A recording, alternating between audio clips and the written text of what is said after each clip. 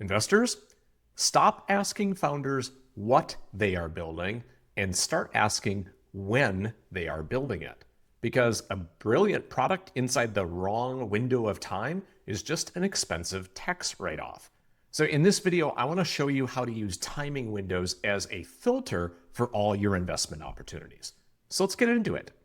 Now, what inspired me to do this video was a post I saw on Kevin Benoit's LinkedIn feed. He's an angel investor. He's based out of Rhode Island in Florida. He's a personal friend, and he's got 20, 30,000 people who are all looking for funding who send him pitch decks all the time. And he wants to continue to give people great content on his LinkedIn feed. So he asked what they wanted to hear. And I went in and I looked at that post. It showed up in my feed and I thought, oh, I'm interested in what people are asking for. And almost all of them centered around kind of the same question. And it was, what feature should we build and what feature should we cut from our MVP? And the thing that jumped out right away for me was that's not going to be really all that helpful. Founders are naturally obsessed with the object of their creation. They see a market void, they want to fill it. I get it, I've been there. But as the person writing the check, you sort of already know how to evaluate the product matrix. The real trick isn't validating the feature set. It's mapping when those features will get market traction. My name is Jason Voiovich. I'm a 4X founder myself. I've raised capital myself. I've also been on the other side of the chair providing capital. These days, I'm a fractional CMO helping people commercialize product. I'm also an innovation historian. We'll get a little bit more into that later. So I have looked at this market readiness question from both sides of the term sheet.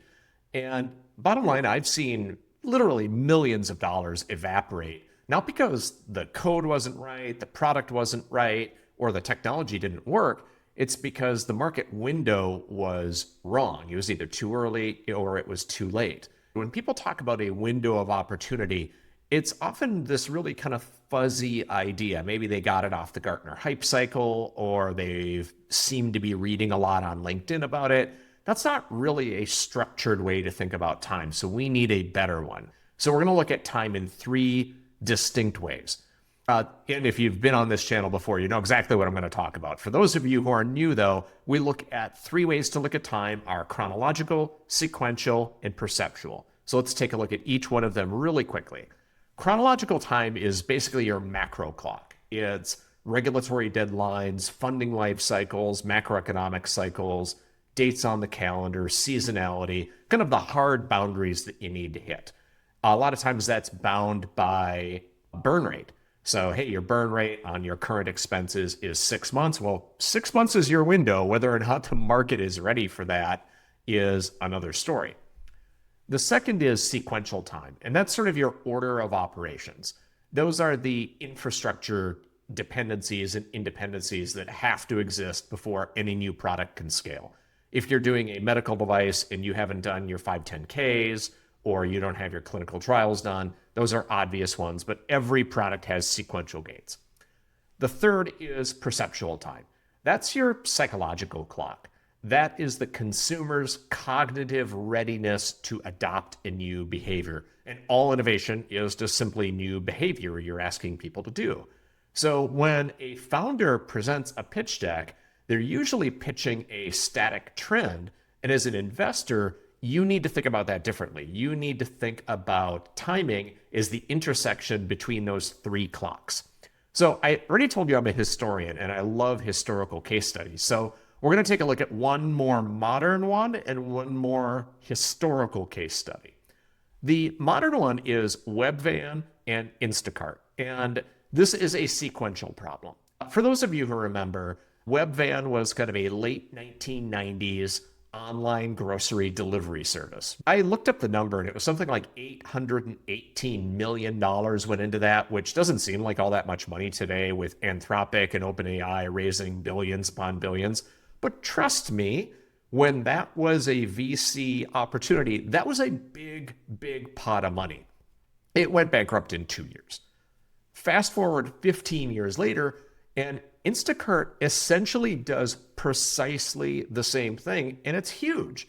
Now, here's the deal. Why did it fail? Well, Webvan didn't fail because consumers didn't want groceries delivered. That's one of those big kind of myths that you see out there, that people like to go to the grocery store. Sure, for certain things, and certain people like to go to the grocery store, but I can tell you from my adult kids and a lot of other, Gen Z millennials that I know, they don't like to go to the grocery store as much as you do, investor who's probably an Xer or a boomer. They are totally fine getting groceries delivered, where we're a little weirded out by that. So, well, what really went on then? And it was basically a sequential bottleneck. The infrastructure wasn't in place to support the vision. Remember 1999 internet? Think about that for a second. The crackly sound, dial-up internet, kids, look that up. There's just no way to browse a digital supermarket. You didn't have the same kind of digital maps that you do now to make sure that the trucks were routed properly. There's no real gig economy labor infrastructure. There wasn't Uber, there wasn't Shipt, there wasn't any of those things. So we just didn't have the kind of people, you didn't have all those pieces that made that work. So Webvan was not going to be successful, not because it wasn't a good idea, but because it was early. Instacart was not a better idea. They just got their timing right. So that's more modern. And I suppose 1990s and 2010s for some of you might be historical, but this one's a little bit even more historical. This is kind of turning the clock back to the 20th century, like 1900. If you walked the streets of New York in 1900, mostly it was horses, for sure. But if you looked at the cars, electric cars actually outsold gasoline cars. The Hartford Electric Light Company actually had a really brilliant business model. They owned the batteries, and electric vehicle taxi drivers would simply swap them out in minutes when they ran low. Basically, battery as a service. It was brilliant. It totally worked. And it really looked like it was the ultimate investment, but the sequential and chronological clocks killed it. See, outside of the major East Coast cities like New York, Philadelphia, Boston, there was no electricity grid. Now, when mass production of the gasoline-powered Model T hit the market, it scaled sequentially because oil could be moved in barrels anywhere there was a dirt road, and there was actually quite a bit of kerosene infrastructure that just needed to be repurposed into gasoline infrastructure. It was one of the things that made Rockefeller rich, like rich, was kerosene and then the move into gasoline. So all that infrastructure was already there, where the electrical infrastructure wouldn't really be fully built out until rural electrification in the 1950s and 1960s. So that's really why electric vehicles didn't catch on. There was no major conspiracy of this was the better technology. It didn't really matter that electric vehicles were the better technology at the time, or even that you had this kind of swap out battery system. There was infrastructure in place for kerosene and gasoline. So the what might have been right, but the when was really off. And when made the difference, what did not.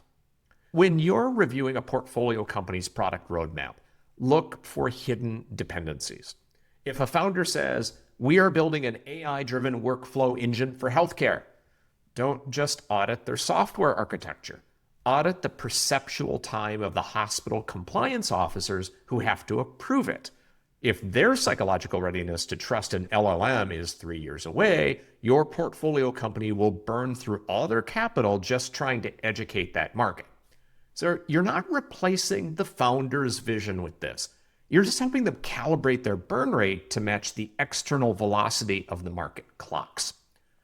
Here's the tactical diagnostic framework that I use when I'm evaluating pitch decks that I'm looking at, and that you can use with your founders to help them synchronize.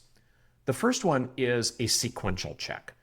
Take a look at what critical dependencies exist, what technologies, what regulatory, what infrastructure needs to be in place for this product to work. Remember that Webvan had a great idea, but it lacked the gig economy infrastructure, it lacked good maps, and it lacked good browsing experience with dial-up internet. So its timing wasn't right. If there's one of those technologies or pieces of infrastructure that's not yet at better than 50% of market penetration and adoption, it's probably not ready, and it's probably going to take longer than the founder thinks in order for that to come to fruition. The second step is a perceptual check. Is this behavior change that your founder is asking consumers to make contested or uncontested? Do they have to learn or unlearn a behavior? Anything that's more complicated, just double the amount of time and customer acquisition cost. It's going to take longer and cost more than they think. If you are going to write the check, you might need to be prepared to write a bigger check than you thought. The third one is a chronological check. And that one is making sure that all of the things you just talked about with the sequential issues with infrastructure, technology, regulation, and customer perception, behavior change, and all of that maps onto the chronology of your burn rate. Do they have enough cash to make it through that process so that they are generating revenue and cash positive, and that burn rate can drop to zero and they can start to make money within a reasonable amount of time? How many times have you seen founders run out of money? If there's an issue with any of those three checks, it doesn't mean that the product is bad or that the idea is invalid. It just may be mistimed. And if it's mistimed, they will run out of money waiting for the timing to be right. And you don't want to be on the hook for that. And if you're a founder listening to this, which I suspect many of you are, make sure that you answer those questions for yourself before you go in, because not every investor is going to have watched this video. You need to help educate them so that you know how much cash to ask for, because you know what your burn rate really is, not just what your fantasy burn rate is. So let's wrap this up. Remember, as an investor, your greatest asset isn't your access to capital, it's your perspective. What I've given you in this video is a little bit of a better perspective on time and how to think about it in a structured way so that you can really understand what your founder's burn rate is going to be. What founders are building is important, obviously, but as an investor, you need to make sure that they can convince you that the market is ready to receive their innovation right now.